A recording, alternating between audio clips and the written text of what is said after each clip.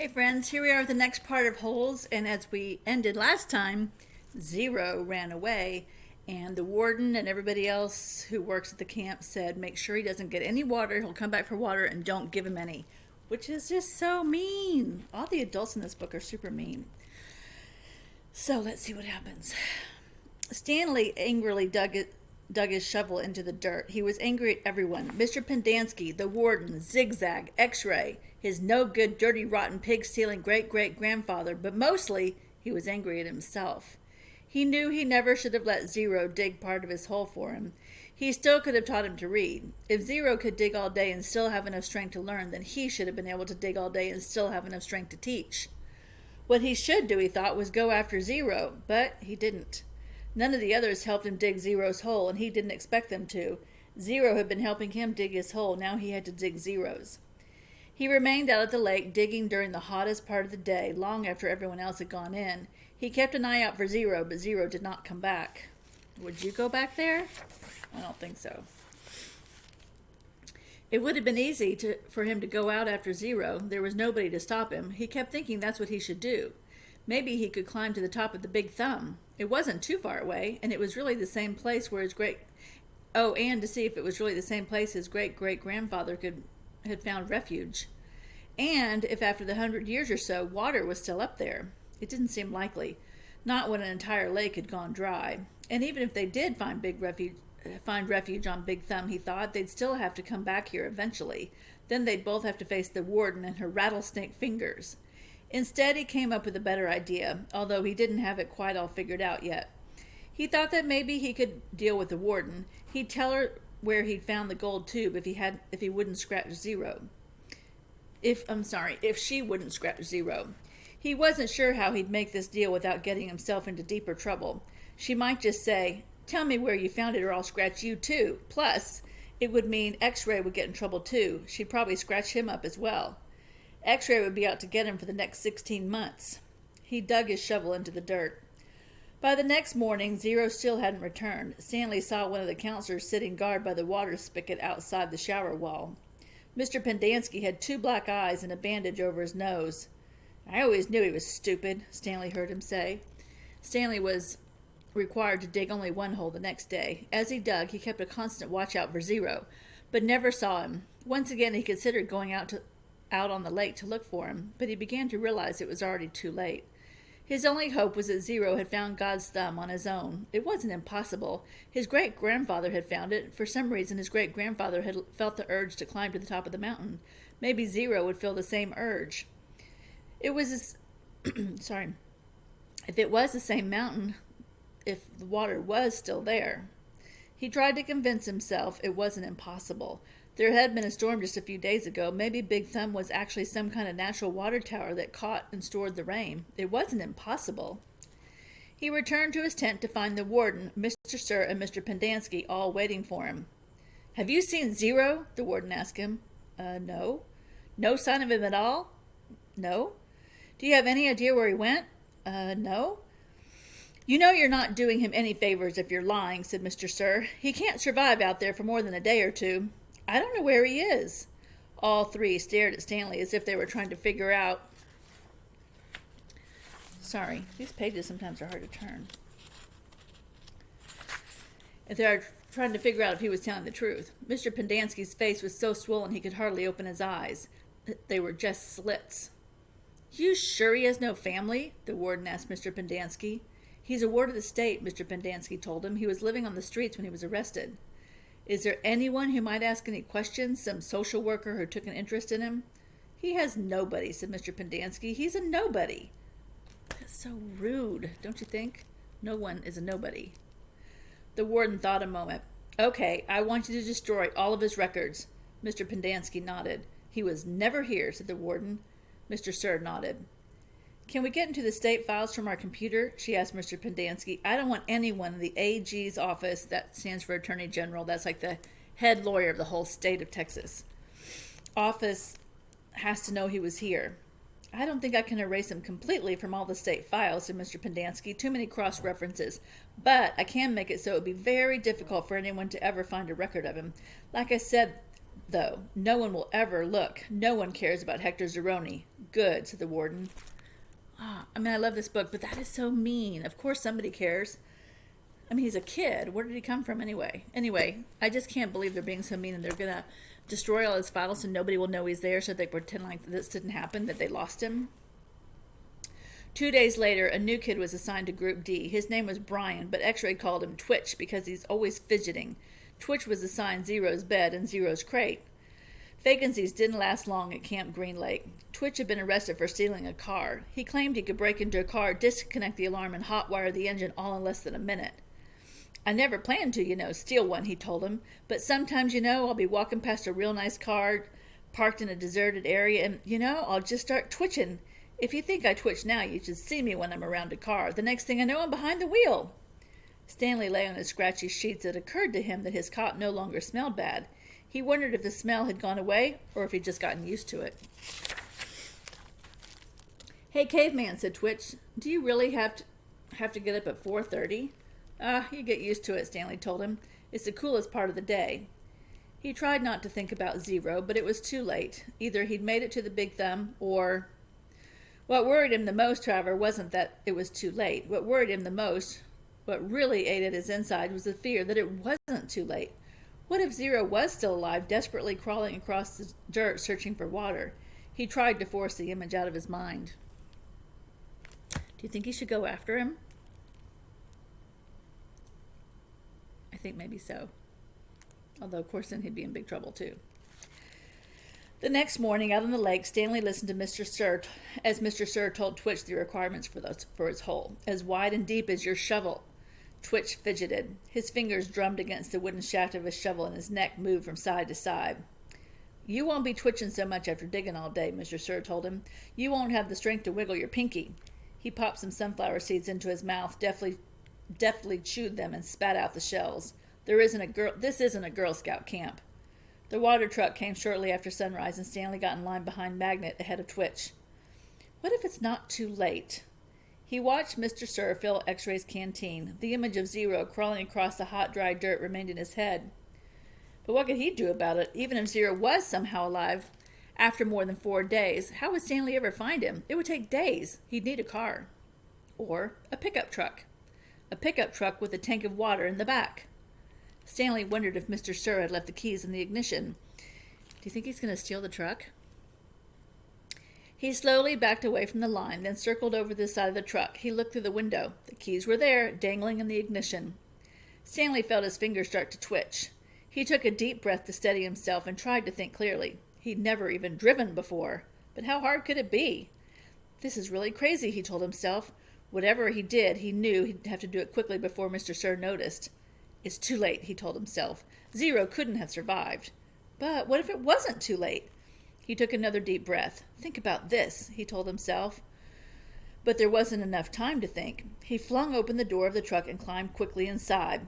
Hey! Shouted Mr. Sir. He turned the key and stepped on the gas pedal. The engine revved. The truck didn't move.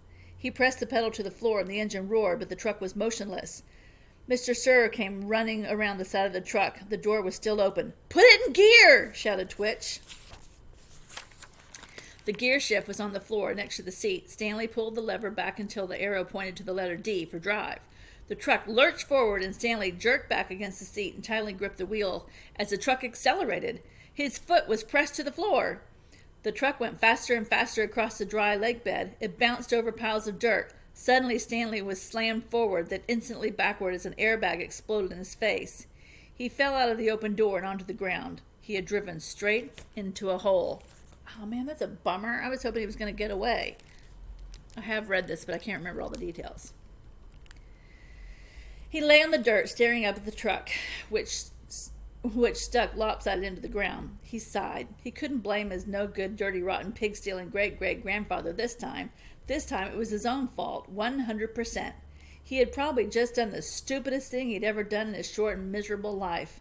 He managed to get to his feet. He was sore, but he didn't think he'd broken any bones. He glanced back at Mr. Sir, who remained where he was, staring at Stanley. He ran. His canteen was strapped around his neck. It banged against his chest as he ran. Every time it hit against him, he reminded him that it was empty, empty, empty. What a bummer. He didn't even get the canteen filled with water. That's really bad planning. To run off into the desert without any water? Well, let's see what happens. He slowed to a walk, and as far as he could tell, nobody was chasing him. He could hear voices coming from back by the truck, but couldn't make out the words. Occasionally, he'd hear the revving of the engine, but the truck wasn't going anywhere anytime soon. He headed in what he thought was the direction of Big Thumb. He couldn't see it through the haze. Walking helped calm him down and allowed him to think clearly. He doubted he could make it to Big Thumb, and with no water in his canteen, he didn't want to risk his life on the hope that he'd find refuge there. He'd have to return to camp, he knew that, but he was in no hurry.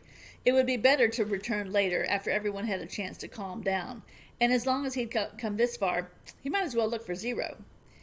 He decided he would walk as long as he could until he was too weak to go any farther, and then he'd turn around and go back. It is a shame he didn't fill his canteen before he left. He smiled as he realized that wouldn't quite work. He would only go halfway as far as he thought he could go, so that he'd still have enough strength to return. Then he'd have to make a deal with the warden, tell her where he found Kate Barlow's lipstick tube, and beg for mercy. He was surprised by how far out the holes extended. He couldn't even see the camp compound anymore, but he still kept passing holes. Just when he thought he'd passed the last hole, he'd come upon another cluster of them a little farther away. Back at the compound, they'd dug in a systematic order, row upon row, allowing space for the water truck. But out here, there was no system. It was as if every once in a while, in a fit of frustration, the warden would just pick a spot at random and say, "What the heck? Dig here." It was like trying to guess the winning numbers in a lottery. Stanley found himself looking down into each hole he passed. He didn't admit to himself what he was looking for. After more than an hour had gone by, he thought he'd surely seen the last hole, but then off to the left he saw another cluster of them. He didn't actually see the holes. He saw the mounds of dirt that surrounded them. He stepped over the mounds and looked into the first hole, and his heart stopped. Down at the bottom was a family of yellow-spotted lizards. Their large red eyes looked up at him. He leapt back over the mound and ran. He didn't know if they were chasing after him. He thought he might have seen one leap out of the hole. He ran until he couldn't run any farther, then collapsed. They hadn't come after him. He sat there a while and caught his breath. As he got back to his feet, he thought he'd noticed something on the ground, maybe 50 yards away. It didn't look like much, maybe just a big rock, but in a land of nothingness, any little thing seemed unusual. He walked slowly toward it. The encounter with the lizards had made him very cautious. It turned out to be an empty sack of sunflower seeds. He wondered if it was the same one Magnet had stolen from Mr. Sir, although that didn't seem likely. He turned it inside out and found one seed stuck to the burlap. Lunch. I should stop, but you know what? I want to read some more. I love this book. It's so great. And I really can't wait to see the movie again. The sun was almost directly overhead. He figured he could walk for no more than another hour, maybe 2, before he had to turn back. It seemed pointless. He could see there was nothing ahead of him, nothing but emptiness. He was hot, tired, hungry, and most of all, thirsty. Maybe he should just turn around now. Maybe he'd already gone halfway and didn't know it. Then, looking around, he saw a pool of water less than 100 yards away from where he was standing. He closed his eyes and opened them to make sure he wasn't imagining it. The pool was still there. He hurried toward it. The pool hurried away from him, moving as he moved, stopping when he stopped. There wasn't any water. It was a mirage caused by the shimmering waves of heat rising off the dry ground. He kept walking. He still carried the empty sack of sunflower seeds. He didn't know if he might find something to put in it. After a while, he thought he could make out the shape of the mountains through the haze. At first, he wasn't sure if that was another kind of mirage, but the farther he walked, the clearer they came into view. Almost straight ahead of him, he could see what looked like a fist with a thumb sticking up. He didn't know how far away it was. 5 miles? 50 miles? One thing was certain. It was more than halfway. He kept walking toward it, although he didn't know why. He knew he'd have to turn around once he got there, but every time he looked up, it seemed to encourage him, giving him the thumbs-up sign. Now, if you've never been to Texas, and you know I'm from Texas, and that's where the story takes place, because the author of this story, Sachar, lives in Austin, where I'm from, it is so hot there. I mean, there's no way to even imagine it. It's so hot. So I can't imagine being trapped in the desert with no water. Super dangerous, and highly unlikely that you'd be okay. As he continued walking, he became aware of a large object on the lake. He couldn't tell what it was, or even if it was natural or man-made. It looked a little like a fallen tree, although it didn't seem likely that a tree would grow here. More likely it was a ridge of dirt or rocks. The object, whatever it was not on the way to Big Thumb, but off to the right. He tried to decide whether to go to it or continue toward Big Thumb, or maybe just turn around. There was no point in heading towards Big Thumb, he decided. He'd never make it. For all he knew, it was like chasing the moon, but he could make it to the mysterious object. He changed directions, and he doubted it was anything. But the fact that it was something in the middle of all this nothing made it hard for him to pass it up. He decided to make the object his halfway point, and he hoped he hadn't already gone too far. He laughed to himself when he saw what it was. It was a boat, or part of a boat anyway. It struck him as funny to see a boat in the middle of this dry and barren wasteland. But after all, he realized it once had been a lake. Whose boat do you think it was? The boat lay upside down, half buried in the dirt. Someone may have drowned here, he thought grimly, at the same spot where he'd very well die of thirst. The name on the boat had been painted on the back. The upside-down red letters were peeled and faded, but Stanley could still read the name, Mary Lou. Does that ring a bell? Think about what happened earlier in the story and see if you can remember who the boat belongs to. On one side of the boat was a pile of dirt and then a tunnel leading down below the boat. The tunnel looked big enough for a good-sized animal to crawl through. He heard a noise. Something stirred under the boat. It was coming out. "Hey!" Stanley shouted, hoping to scare it back inside. His mouth was very dry and it was hard to shout very loudly. "Hey!" the thing whispered weakly. Then a dark head and an orange sleeve reached up out of the tunnel. Okay, I've just got to keep reading.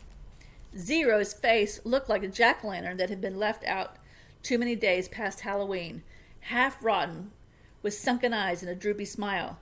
"Is that water?" he asked. His voice was weak and raspy. His lips were so pale that they were almost white, and his tongue seemed to flop around uselessly in his mouth as he spoke, as it kept getting in the way. It's empty," said Stanley. He stared at Zero, not quite believing that he was real. "I tried to bring you the whole water truck, but," he smiled sheepishly, "I drove it right into a hole. I can't believe you're—" "Me neither," said Zero. "Come on, we got to get back to camp." Zero shook his head. "Nope, I'm not going back." "You have to. We both have to." "You want some sploosh?" Zero asked. "What?" Zero shaded his eyes with his forearm. "It's cooler under the boat," he said. Zero watched Stanley crawl back through the hole. Stanley watched Zero crawl back through the hole. It was a miracle he was still alive, but Stanley knew he would have to get him back to camp soon, even if he had to carry him. He crawled after him and was just able to squeeze his body through the hole. He never would have fit when he first came to Camp Green Lake. He'd lost a lot of weight. As he pulled himself through, his leg struck something sharp and hard. It was a shovel. For a second, Stanley wondered how it got there, but then he remembered that Zero had taken it with him after striking Mr. Pendanski. It was cooler under the boat, which was half buried in the dirt. There was enough cracks and holes in the bottom of the boat, now the roof, to provide light and ventilation. He could see empty jars scattered about. Zero held a jar in his hand and grunted as he tried to unscrew the lid. "What is it?" "Sploosh!" His voice was strained as he worked on the jar. "That's what I call it anyway. They were buried under the boat." He still couldn't get the lid off. "I found 16 jars. Here, hand me the shovel." Stanley didn't have a lot of room to move. He reached behind him, grabbed the wooden end of the shovel, and held it out to Zero, blade first. "Sometimes you just have to," Zero said as he hit the jar against the blade of the shovel, breaking the top of the jar clean off. He quickly brought the jar to his mouth and licked the sploosh off the jagged edges before it spilled. So that boat has been there over 100 years. So those jars are over 100 years old. I'm not sure I'd drink anything that was that old. "Careful," Stanley warned. Zero picked up the cracked lid and licked the sploosh off that as well. Then he handed the broken jar to Stanley. "Drink some." Stanley held it in his hand and stared at it for a moment. He was afraid of the broken glass. He was also afraid of the sploosh. It looked like mud. Whatever it was, he realized, it must have been in the boat when the boat sank. That meant it was probably over 100 years old. Who knew what kind of bacteria might be living in it? "It's good," said Zero, encouraging him. He wondered if Zero had heard of bacteria. He raised the jar to his mouth and carefully took a sip. It was warm, bubbly, mushy nectar, sweet and tangy. It felt like heaven as it flowed over his dry mouth and down his parched throat. He thought that might have been some kind of fruit at some time, perhaps peaches. Do you remember what Sam had bought from Kate? He had bought some spiced peaches. I bet that's what this is. Zero smiled at him. I told you it was good. Stanley didn't want to drink too much, but it was too good to resist. They passed the jar back and forth until it was empty.